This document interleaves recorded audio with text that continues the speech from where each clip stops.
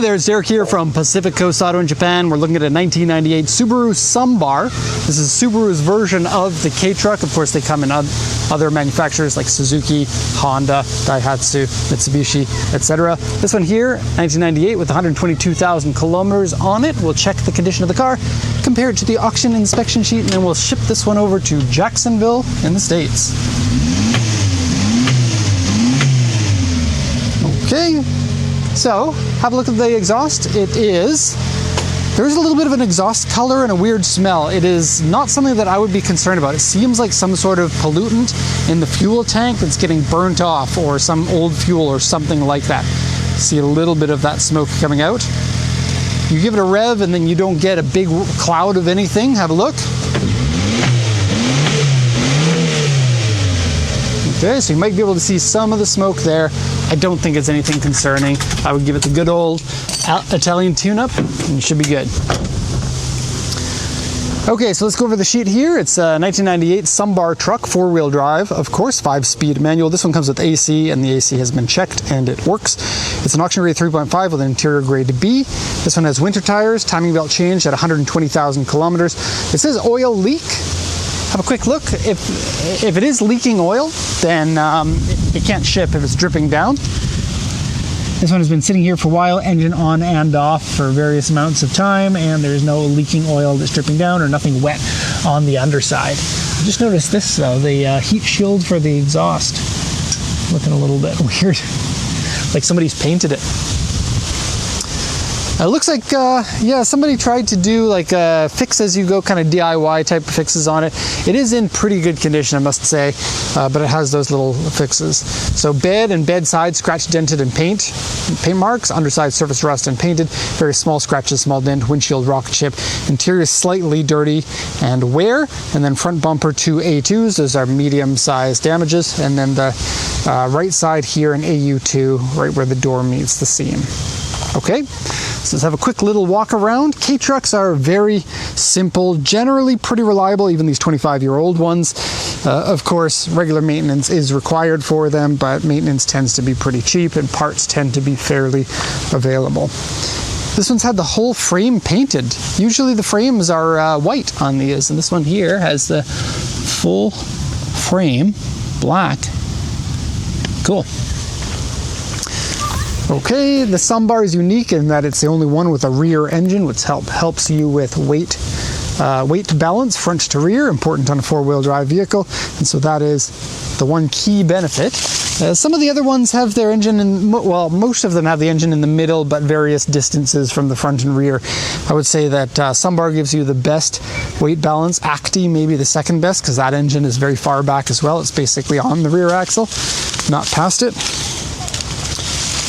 Okay, and styling is pretty much the same for all of these K vehicles. The Sambar is slightly different. The front bumper has cool integrated fog lights there, which is nice.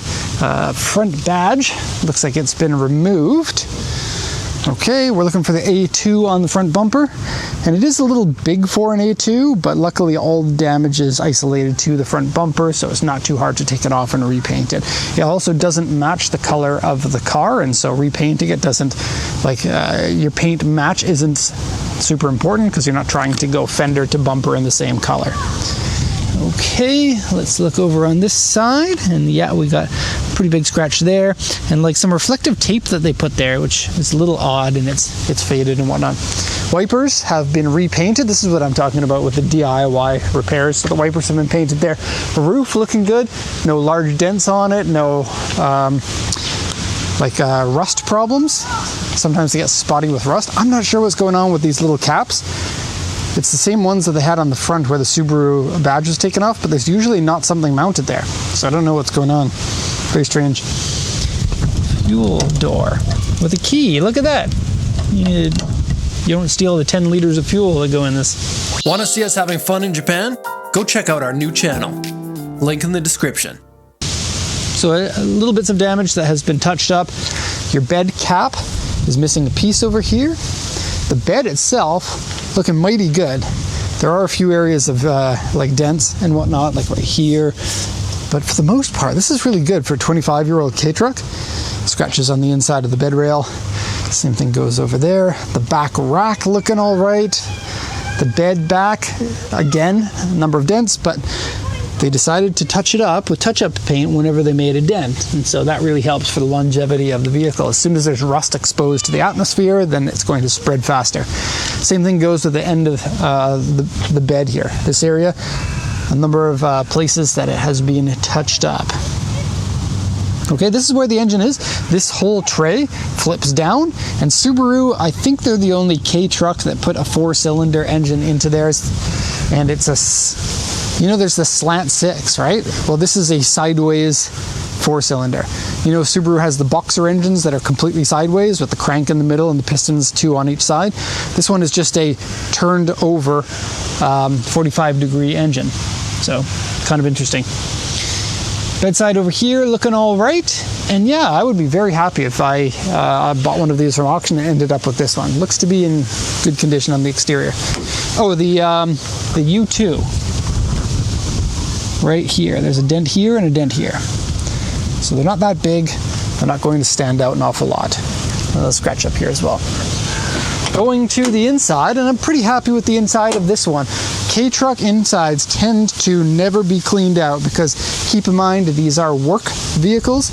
People work in them and the workplace never decides to clean them out because that costs money and you don't need to clean out the interiors in order to get your job done. I think that's the way that people see it. But this one, looking clean and good, doesn't smell of cigarettes. Now, a lot of these are smoked in, but for the most part, you're not going to smell the cigarettes too much because there's not much that the cigarette smell can seep into compared to a regular interior with fabrics and carpets and whatnot. That one there is just an oil change sticker. Rubber floor mats making cleanup easy. Selectable 4-wheel drive or 2-wheel drive, so you can save fuel economy if you want. Most of them are selectable. Hondas are full-time. And then the AC working properly, has an aftermarket CD player that's been put in, and doesn't look like it's been even smoked in. I don't see any remnants of cigarettes in there, but it's missing the cigarette lighter, or the cigar lighter as they call it here in Japan. Okay, dashboard. A few little marks here and there, not too bad. A little bit of color fade, but not too bad. Crank windows, love it, very old school. And for whatever reason, there's been a grip that has been wired on there. Like the original grip must have gone missing or something. Look at this. Oh, that's kind of weird. I wonder what that's for. It almost looks like a plug-in, but it's not. Is that the lamp? The other side of the lamp? Yeah, it is. Huh, never noticed that before.